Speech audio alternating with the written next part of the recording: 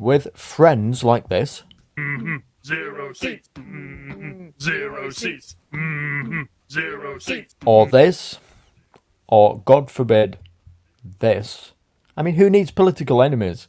This is what the government must think, as over the last few months, Rishi Sunak has turned towards delivering a populist agenda of first cutting illegal migration and staking his reputation upon doing it and really ramming through Parliament the Rwanda bill to get the deterrent in place that the National Crime Agency says is required.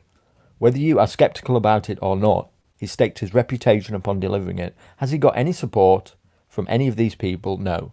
They're literally campaigning for his government to be wiped out. And now has he attempted to bring in even more radical measures to deal with legal migration, such as banning the dependence of students from coming over here and raising wage thresholds and a number of other measures that it's estimated could bring down legal migration from in the region of 800,000 down to 150 to 200,000. Is he getting any support from these people? No. They're literally spearheading a campaign to undermine and defeat his government, delivering this kind of stuff. And you have to ask yourself why. And can you blame somebody like Rishi Sunak for thinking, what's the point in any of this? I get zero political capital, zero political support from the supposed people on the right of the right wing who want all this stuff. When I deliver, I'm getting nothing from the people who want this stuff. Why should I do it?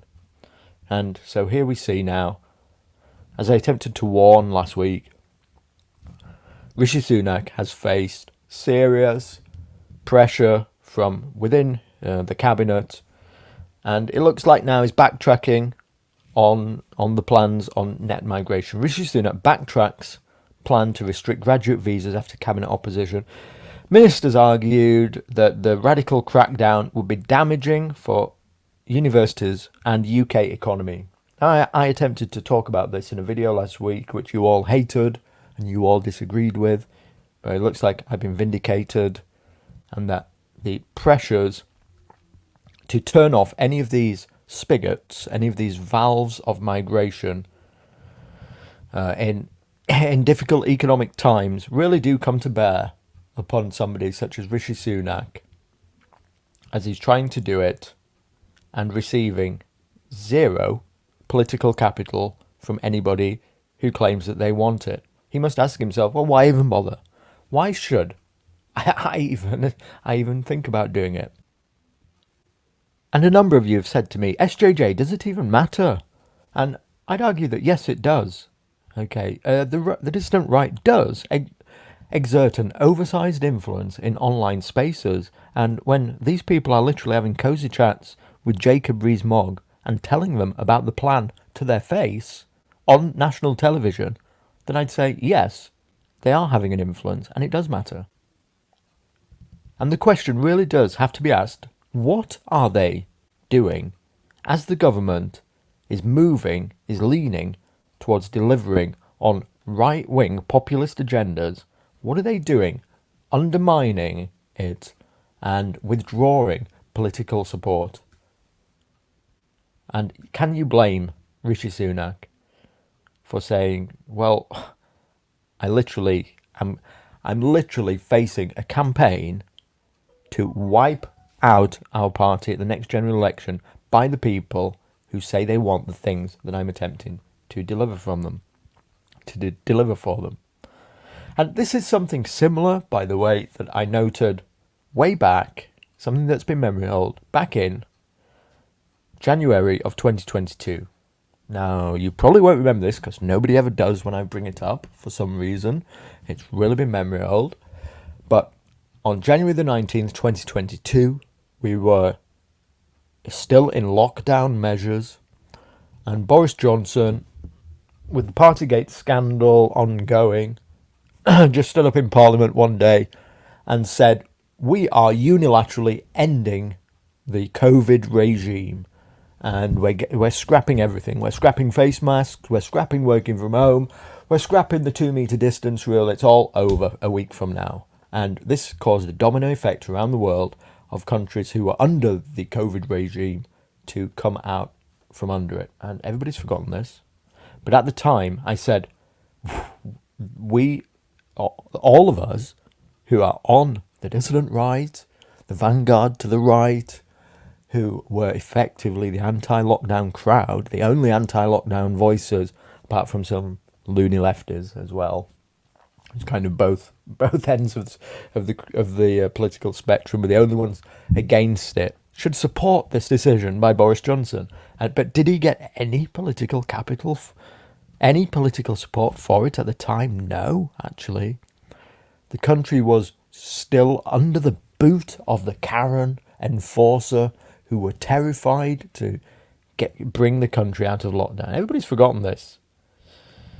Okay, but the majority of people were still terrified of COVID and thought that this was reckless and crazy that Boris Johnson was doing. And did he get any political support at the time?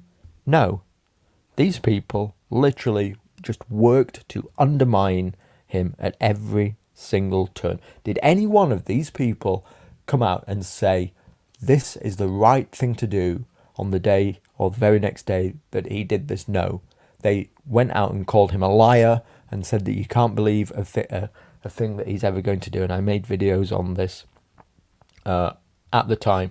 In fact, this guy who's literally spent his entire political life on the internet attempting to undermine the Conservative government, by the way, even said he wouldn't care if it was Apu from The Simpsons instead of Boris Johnson. It wouldn't make a blind bit of difference.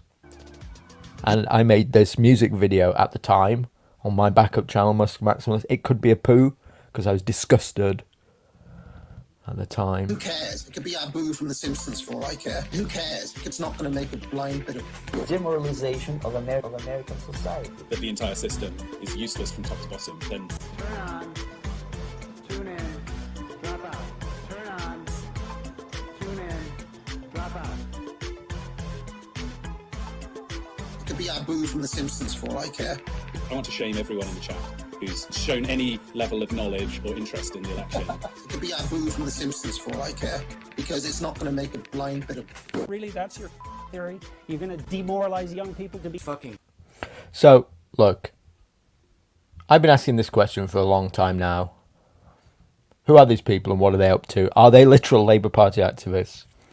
And the people that they've brought under their wing, to what extent is it actually in our favour to withdraw all political capital from a government that is attempting to lean into our policies, the things that matter to us, and undermine it, defeat it, as they are doing that? And how is this going to help us? I just can't see it. It seems like the dumbest thing to me in the world, just because it's not perfect.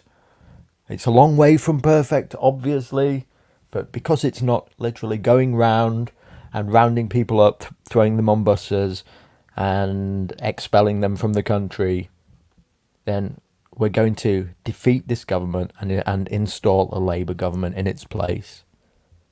That's the plan, is it?